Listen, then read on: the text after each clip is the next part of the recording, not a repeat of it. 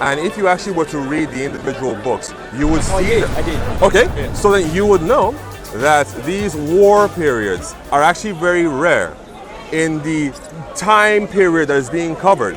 Potentially somewhere around like 1,200 years is being covered in the Old from Exodus all the way to Malachi. How many wars are there and conflicts in this 1,200 year period? But there were wars and conflicts during Jesus' lifetime too. Hold on. And I like his message though. Don't get me wrong. Like Jesus has the best message. Wait. You're jumping a little bit. I wanted to address specifically this idea that that violence is good in the Old Testament. It was allowed. It was even encouraged at times. Okay, absolutely. Because there are absolutely times when you need to use force for your own survival. That's not what God said to Jesus, though. No, hold on a second. You have the wrong view of Jesus. Have you read the Gospels? Yeah, I did. Do you get I grew up Christian. Okay. More, though. Do you get the idea from reading the Gospels that Jesus is a pacifist? Yes. Okay.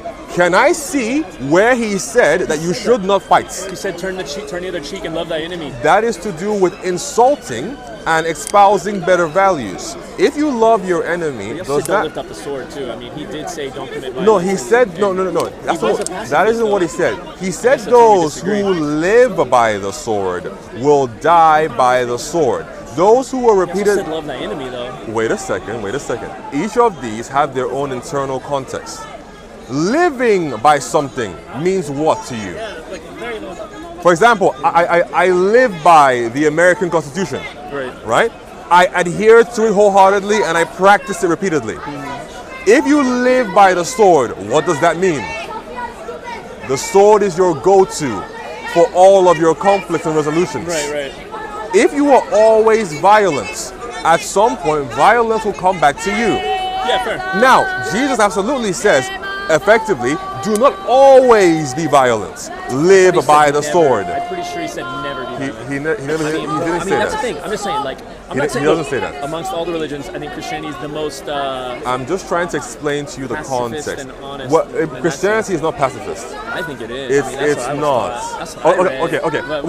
Were you like an Anabaptist or something? Southern Baptist originally. Okay. Yeah. So like evangelical originally, but my only point is like. His whole message was pacifist. It wasn't pacifism at all. We disagree on that. I mean, if you want, you read the Bible before, pull it out and show me. It wasn't pacifism. Turning the other cheek is literally about retaliation. Specifically for insults. Not for, because don't forget, he gives 3 examples in that verse in Matthew. When someone strikes you, offer them the other cheek. When someone charges you to walk a mile, walk 2. If someone asks you for your cloak, give them your tunic. These things are insults in a first century context. That's fair. But none of them threaten your life. So for example, if I said, oh, you're just stupid, right? The better virtue is to not respond to me by saying, well, you're hideous. If I come with a sword to stab you in the heart, you have the right to defend yourself. Because not only... God didn't have Jesus defend himself against the Romans. Because he came for a purpose which you already know. He wasn't here to just live out a long human life. Would have been he'd be better if he lived forever, right? Well, no. I would be a Christian to this day if he were here right now. Hold on. I'm just saying, you got to admit that's a little bit of a contradiction. Hold on. Or it's a little bit of a missing link. Finish off your point. I'm saying, like, God is so powerful, and yet he's not here right now, visually. You know what I mean? Like, we can't see him. He's not performing any miracles. So to me, it's a little unfair.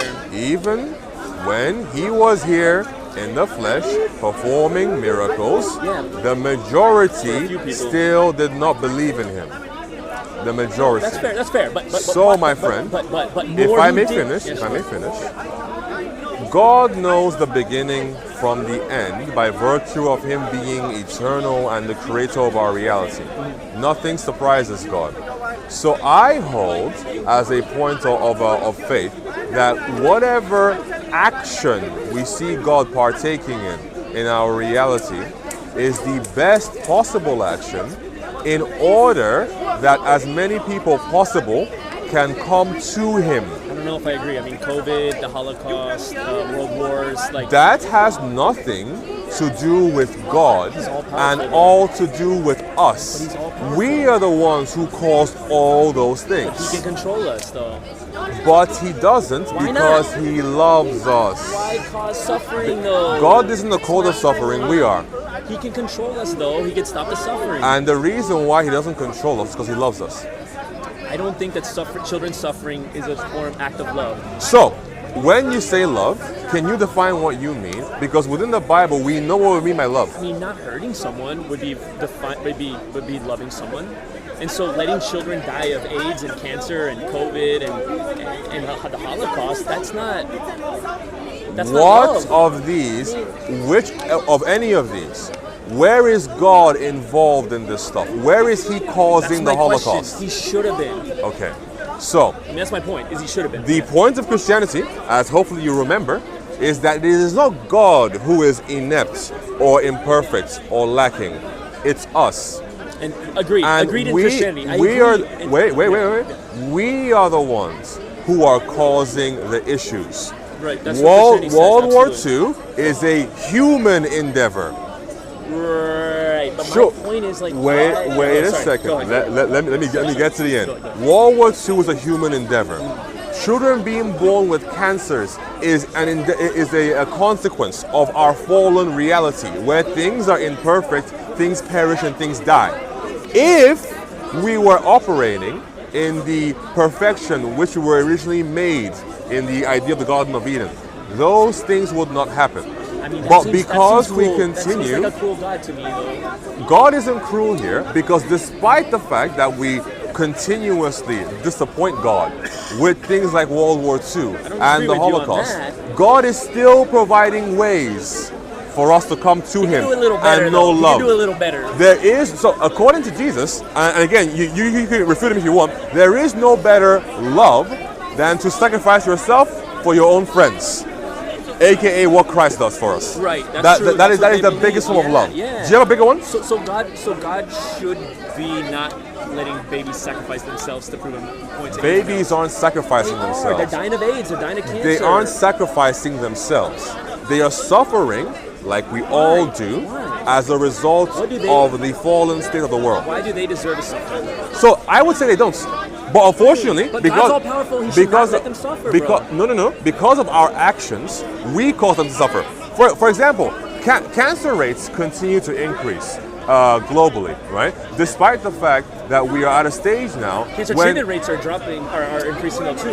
Jesus never yeah, say he's gonna they're increasing because the rates of cancer are also Their increasing. ability Right? to stop it is Is increasing. Now, twofold. Number one, the reasoning is increasing isn't because, I don't know, God hates us more today than he did 2,000 years ago. But I agree with that, yeah. there are many things that we're doing as human beings Yeah, that are polluting our environment. Yeah, Exactly. absolutely. Now, we don't have to do these things. We don't have to. We can find alternative ways. We can. But for some reason, greed, self-interest, lack of seeing each other as children of God lead us to say, you know what? You can die. It's you're okay. true. Yeah, I no, make it's $1 million. sad. It's very sad. I It's agree. us and not God. Right. Now, I agree, like we but keep he's over saying, here above us, and he should just come he's down above and us, save and us. he did, and he did Not enough. in the person of Jesus. Somewhat, but not enough.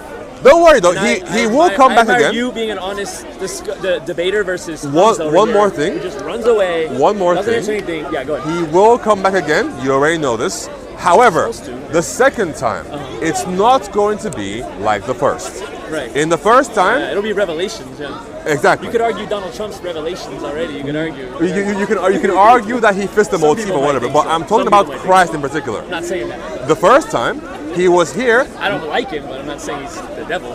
the first time he was here not to condemn the world, To but save to it. save it. Yeah. Awesome. The second time, he is here to judge. Right. Well, since 4 horsemen, is Jesus going to come down and judge everyone? Like, I don't. So, in the manner it will occur, I don't know. Right. Revelations has apocalyptic imagery. Right. So basically, John sees something and is trying to convey it to the people who he met. Sometimes you can have a dream and try to convey it to people, but what you're conveying might not be the exact thing you saw, Right. No. word for word. But the idea is there. Now, when he comes, he's judging. So you gotta ask yourself, are you gonna be judged as the sheep, those who followed him, or as the goats? I'm gonna go to hell probably, unfortunately. I don't want you It's all to, good. I appreciate but that, it's up and to I you. respect you. Thank you again for telling God me. bless you. All right.